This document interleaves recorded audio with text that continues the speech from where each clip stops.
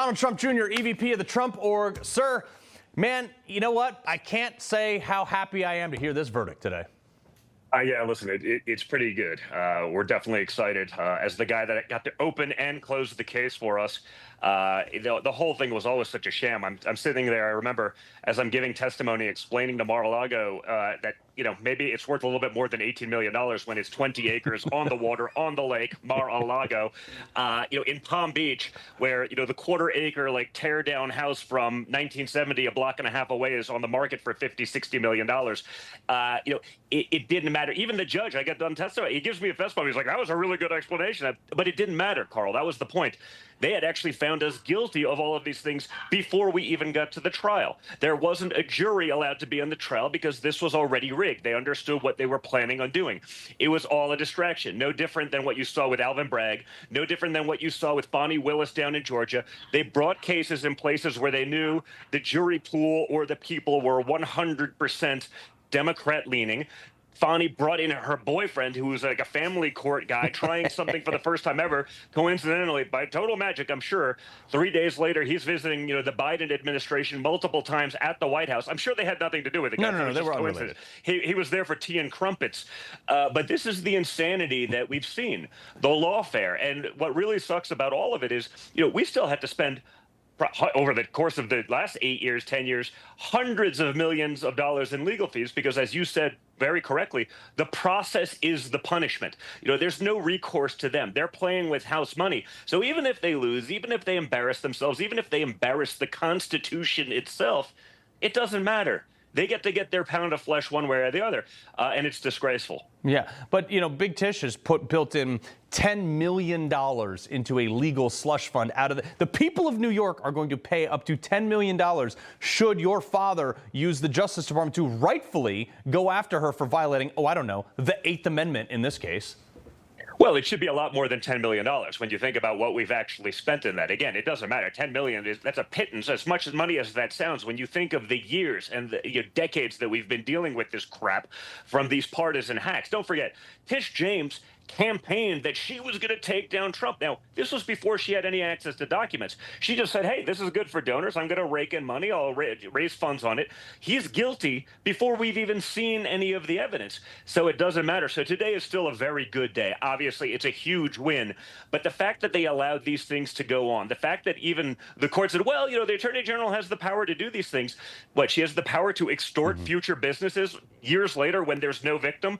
Yeah, I'm going to go there. I don't love the deal that you two made because you didn't donate to my campaign. I'm just going to sue you. And even when you win, we're going to cost you time, money, headaches, assets, whatever it may be, for decades. It sets a terrible precedent. It's why everyone's fleeing the state of New York and no one wants to domicile there or do business there. Well, Don, that's the other thing, too, is she's celebrating. I said it earlier. She's celebrating the fact that you can't do business there. Like, how many jobs? Let's say none of this happened and New York was hunky-dory just like it was back when your dad rebuilt the ice rink on time and under budget.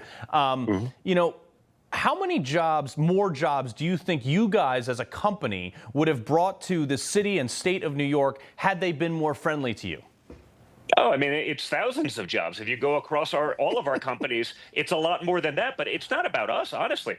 Think of all the companies that are pulling jobs. Think of, the guys that are the creators, the CEOs, the entrepreneurs that are saying, you know what, I can deal with this, or I can, move to Florida where I know this is never going to come into play. Think of all of the people that those people would have employed in New York that are just never going to be employed. Think of the tax base that is fleeing the city that pays for all the nonsense that the new Communist Party in New York City wants to put into place. It's a really scary idea. You're going to create a dystopian society from the capital of capitalism. Yeah. And that's a sad thing. I mean, as someone who spent most of my career and watched my father spend his entire career before politics building and changing the skyline of New York, you scare out those guys, what's left?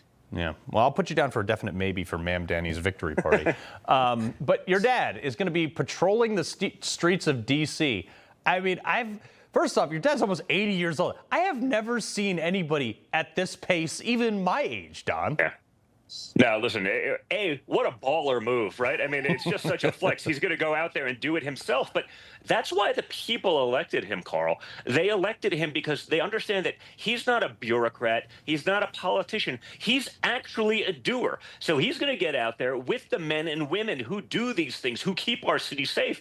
And despite all the uproar you saw from the Democrats in the media, it's interesting when you do all the candid interviews of people on the streets of D.C., 93% of whom are hardened leftists. They're like, no, this is great. I feel safe. This is a wonderful thing. Let's do this. Maybe we should roll out the tour to Portland, Seattle, the other, what we'd call, crap hole cities of the country, not because they're crap holes, but because Democrats made them so. Yeah. Maybe we're going to expand this because it's sort of interesting when a very left-leaning base is actually encouraging these kind of policies because they know the truth. They know they're getting carjacked. They know the murder rate was going through the roof. Yeah. Just because they changed the way they measure statistics doesn't mean the crime didn't actually take place, but that's what they've done. You've seen that with the Democrats all along. They changed the statistics. They changed the way they measure things, and they look, it's a huge win. Meanwhile, everyone's getting carjacked and murdered. That doesn't work anymore. The people on the streets aren't buying it. I think this is great policy,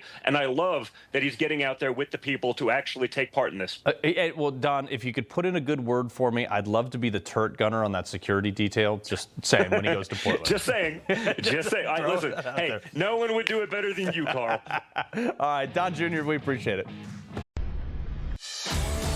He loves the Constitution. He fights for what's right. He hates the bad guys.